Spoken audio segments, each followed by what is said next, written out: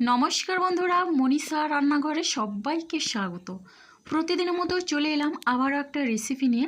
তবে আজকে এই রেসিপিটা কিন্তু সম্পূর্ণ ইউনিক আর খেতে লাগে অসাধারণ, মুখে একেবারে স্বাদ লেগে থাকে। যে কেউ কিন্তু একবার দেখার পরে মাত্র কয়েক মিনিটের মধ্যে এই টিফিনটা রেডি করে নিতে পারবে। বাচ্চা বড় সবার কিন্তু বেশ ভালো লাগবে। সবথেকে বড় কথা হচ্ছে বাড়িতে থাকা কয়েকটা উপকরণ দিয়ে কিন্তু এটা তৈরি হয়ে যায়। তাহলে চলুন বন্ধুরা রেসিপিটি শুরু করে দেখে নেওয়া যাক এই রেসিপির জন্য আমার কি কি উপকরণ লাগে। তো প্রথমে গ্যাসে একটা কড়াই বসিয়ে দিয়েছি আর কড়াইয়ের মধ্যে আমি এখানে 2 চামচ পরিমাণে তেল দিয়ে দিয়েছি। তো রান্নার তেলটা দিলাম, তেলটা গরম করে দিয়ে দিলাম 1/2 চামচ পরিমাণে কালো জিরে আর দিলাম সাদা জিরে আর দিলাম 1 চামচ পরিমাণে এখানে সাদা তিল, দিলাম 2টো কাঁচা লঙ্কা কুচি। এবার আমি এখানে দিয়ে দিচ্ছি ক্যাপসিকাম কুচি, খুবই সামান্য পরিমাণে আমি দিয়ে দিলাম। এখন আমি এই মশলাগুলো দিয়ে এরপর ক্যাপসিকাম কাঁচা লঙ্কা দিয়ে একটু নাড়াচাড়া করে এখন আমি এখানে দিয়ে দিচ্ছি গ্রেট করে রাখা আদা। এবার আদাটা দিয়েও একই রকমভাবে আমি নাড়াচাড়া করে নেব। এখানে কিন্তু সম্পূর্ণ নিরামিষভাবে আমি এই টিফিনটা রেডি করে নিচ্ছি।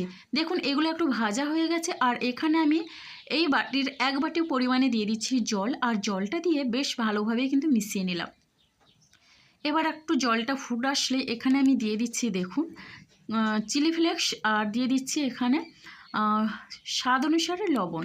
এখন আমি চিলি ফ্লেক্স আর লবণটা দিয়ে বেশ ভালোভাবে মিশিয়ে নিচ্ছি। একটু ঝাল ঝাল হলে কিন্তু ভীষণ ভালো লাগে।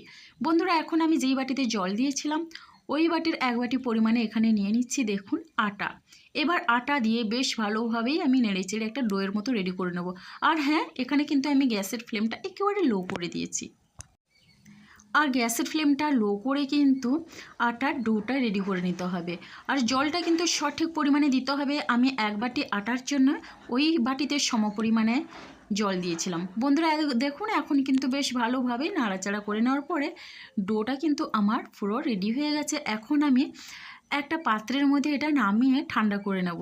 তো দেখুন এখানে কিন্তু একটা প্লেট নিয়েছি আর প্লেটের মধ্যে আমি নামিয়ে নিচ্ছি।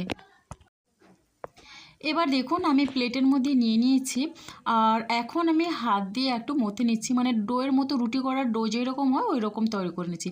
তবে এটা কিন্তু একটু গরম থাকতে থাকতে করে নিতে হবে, তাহলে কিন্তু খুব সুন্দরভাবে কিন্তু ডোটা রেডি হয়ে যায়। এখানে নিয়েছি সেদ্ধ আলু। এবার আমি এখানে সেদ্ধ আলুটাকে গ্রেট করে দিয়ে দিব। আমি কিন্তু আলুর পরিমাণটা বেশি নিয়েছি, এখানে 3-4টার মতো আলু নিয়েছি। আলুটাকে আগের থেকে সেদ্ধ করে নিয়েছি। এবার এই সেদ্ধ করা আলুটাকে আমি গ্রেট করে নিচ্ছি। আপনারা চাইলে কিন্তু আলুটাকে আগের থেকে ম্যাশ করে নিতে পারেন। এখন আমি এখানে দিয়ে দিচ্ছি ধনেপাতা কুচি। এবার ধনেপাতা কুচি দিয়ে দিলাম এখানে কিছু মশলা। তো প্রথমে ভাজা মশলার মধ্যে জিরে ধনে মৌরি একসঙ্গে ভেজে রেখেছিলাম, তো সেটাই গুঁড়ো করে দিয়েছি। এবার গরম মশলা গুঁড়ো দিয়ে একটু চাট মশলা দিয়ে দিলাম। বন্ধুরা এখন কিন্তু আমি বেশ ভালোভাবে হাত দিয়ে এটা মিশিয়ে নেব। ভীষণই টেস্টি লাগে এই টিফিন রেসিপিটা। আর আমি কিন্তু এখানে আটা দিয়ে তৈরি করছি, আপনারা চাইলে কিন্তু ময়দাও দিতেও পারেন, সেক্ষেত্রে কোনো অসুবিধা নেই। তো দেখুন এখন কিন্তু আমি খুব সুন্দরভাবে এটা মিশিয়ে নেব। মোটামুটি এখানে আমার একটা ডো রেডি হয়ে গেছে। এবার আমি এখান থেকে ছোট ছোট করে লেচি কেটে নিচ্ছি। বন্ধুরা আপনারা চাইলে কিন্তু এইভাবে একটু লম্বা শেপ করেও এটা বানিয়ে নিতে পারেন, আবার এইরকম গোল করেও। তবে আমি একটু চ্যাপটা করে নেব, তাহলে কিন্তু এই কচুরিগুলো ভীষণই সুন্দরভাবে রেডি হবে, একটু ফোলা ফোলা হবে। তো দেখুন বন্ধুরা এইভাবে করে আমি প্রত্যেকটা কিন্তু তৈরি করে নেব। আর এটা কিন্তু সকালের জলখাবারে যেমন ভালো লাগবে সেই রকম কিন্তু সন্ধ্যের স্ন্যাক্স হিসেবেও ভালো লাগবে। এমনকি হালকা ফুলকা খিদে পেলে আপনারা অনায়াসে কিন্তু এটা বানিয়ে খেতে পারেন।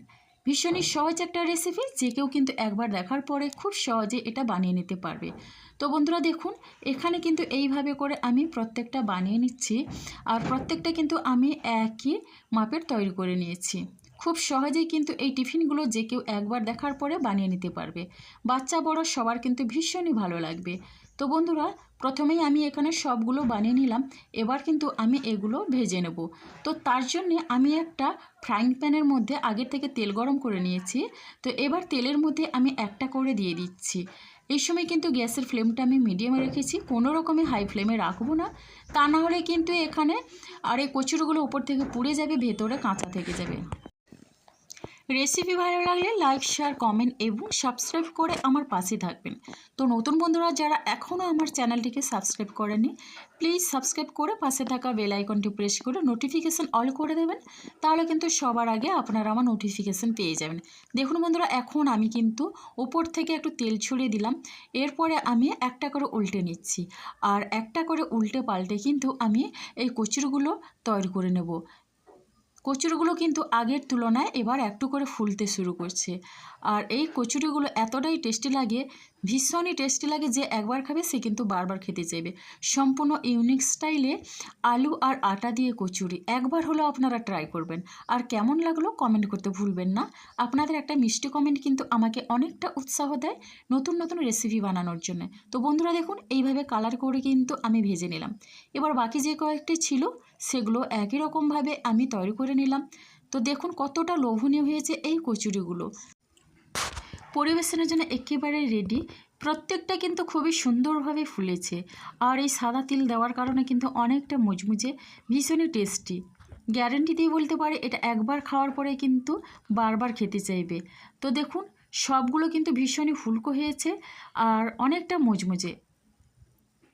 তো এখন আমি একটা দেখিয়ে দিচ্ছি আপনাদের ভেঙে। তো দেখুন বন্ধুরা, ভেতর থেকে কিন্তু অনেকটা ফুলকো আর ফোলা ফাঁপা দেখেই বুঝতে পারছেন। আর এই মশলাগুলো দেওয়ার কারণে কিন্তু এই কচুরির টেস্ট সম্পূর্ণ বেড়ে যায়। আটা আলু দিয়ে দারুণ স্বাদের মুজমুজে একটা কচুরির রেসিপি, সম্পূর্ণ ইউনিক স্টাইলে। তো বন্ধুরা, আজকের রেসিপিটা আমার এই পর্যন্ত। আর আগামীকাল আসবো আবারও একটা নতুন রেসিপি নিয়ে। আপনারা সবাই সুস্থ থাকুন, ভালো থাকুন। অসংখ্য ধন্যবাদ আর অনেক অনেক ভালোবাসা রইল।